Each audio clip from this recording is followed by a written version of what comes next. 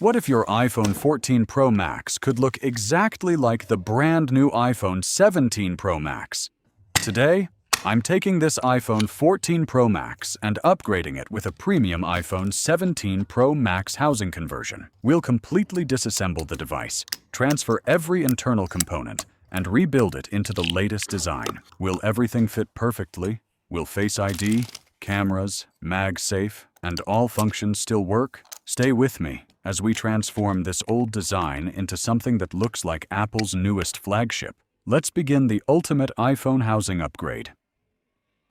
Today, we're transforming an iPhone 14 Pro Max into the all-new iPhone 17 Pro Max using this premium DIY white housing. We'll transfer every original component into the new frame and see if we can achieve a 99% iPhone 17 Pro Max look while keeping all the original functions. The first step is removing the two screws at the bottom of the iPhone. These screws secure the display to the frame, and once they're removed, we can start opening the device. To make the process safer, I gently heat the edges of the phone. This softens the waterproof adhesive, allowing the display to separate without unnecessary force. Using a suction cup and a thin opening pick, I slowly lift the display, while being careful not to damage the delicate flex cables inside. With the screen opened, the first thing I do is disconnect the battery. I disconnect the display connectors and carefully remove the screen assembly. Mixing them up can cause serious damage during reassembly. With the brackets removed, I can begin disconnecting the remaining flex cables one by one. Next, I remove the rear camera system. This is one of the most valuable components inside the phone, so it needs to be handled carefully to avoid damaging the sensors or connectors. With all the protective brackets removed, it's time to disconnect every connector attached to the logic board. I carefully disconnect each flex cable one by one, making sure not to apply too much pressure or damage the delicate connectors. Once every connection has been released, I remove the mounting screws that secure the logic board to the frame. Now comes the most important step. I gently lift the logic board out of the housing, taking extra care around the camera connectors and surrounding components.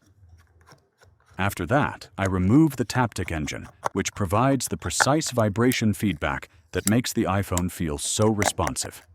Then the loudspeaker comes out, followed by the charging port assembly and its attached flex cables.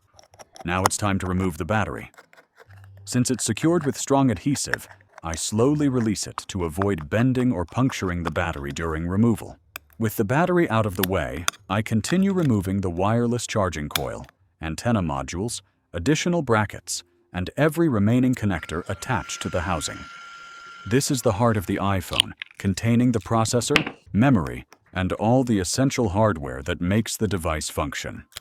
At this point, every original component has been removed from the phone. The original iPhone 14 Pro Max housing is now completely empty and ready to be replaced with the brand new DIY iPhone 17 Pro Max housing. Now the exciting part begins, building the phone back together with its completely new design. Before installing any components, let's take a closer look at the new housing. This is an aftermarket DIY housing designed specifically for the iPhone 14 Pro Max. It isn't an original Apple housing, but it's manufactured to closely match the appearance and internal layout of the iPhone 17 Pro Max. The overall design, camera opening, button placement, and finish are made to give the phone a much newer look while remaining compatible with the original hardware. As with most aftermarket housings, the quality may not be exactly the same as Apple's original frame. Small details such as the finish, machining, or internal tolerances can vary slightly, but visually it offers an impressive transformation. Now let's begin the installation. The first component to go into the new housing is the wireless charging and MagSafe assembly. I carefully align it with the mounting points and secure it with the original screws to ensure proper positioning. Next, I install the charging port assembly.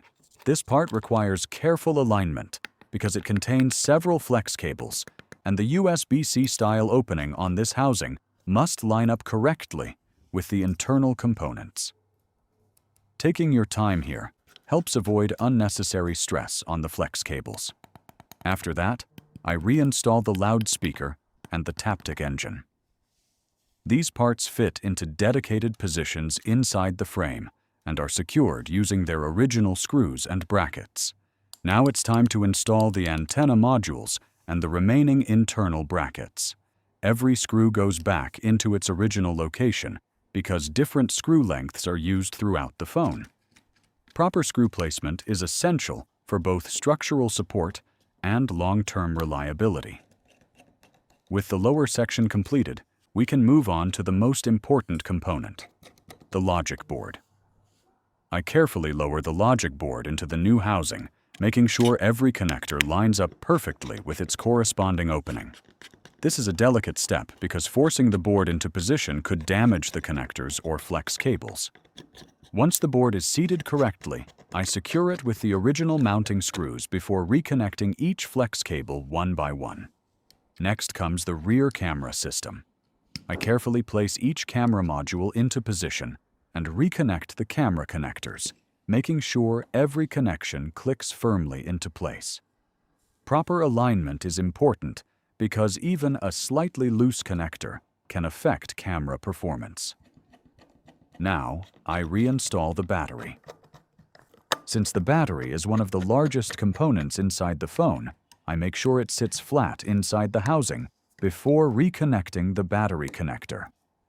With the battery installed, I reconnect the remaining flex cables for the charging assembly, antennas, speakers, and other internal components. I also reinstall every protective metal bracket that keeps the connector secure during everyday use. At this stage, the inside of the phone is almost complete. Before closing the device, I perform a careful inspection to make sure every connector is fully seated, every screw has been reinstalled, and no cables are trapped underneath the motherboard or battery. Everything looks good. Now it's time to reconnect the display. I carefully attach each display connector before reconnecting the battery as the final electrical connection. After reinstalling the protective brackets, I gently align the display with the new housing and press around the edges until it fits securely into place. The transformation is now complete. From the outside, this phone has a completely different appearance. Although this is an aftermarket DIY housing and not a genuine Apple part, the overall design closely resembles the iPhone 17 Pro Max.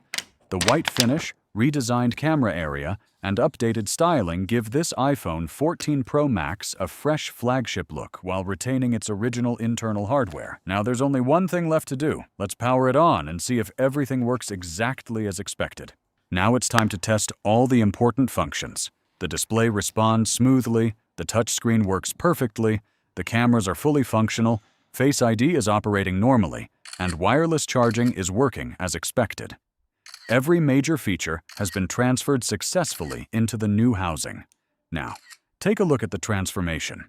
This started as an iPhone 14 Pro Max, but after installing the DIY iPhone 17 Pro Max housing, it has a completely new appearance.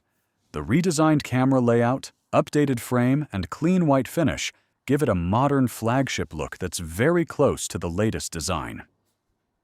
Although this is an aftermarket DIY housing and not a genuine Apple housing, the overall appearance is remarkably close. Visually, it delivers about a 99% iPhone 17 Pro Max style look while keeping the original iPhone 14 Pro Max hardware inside.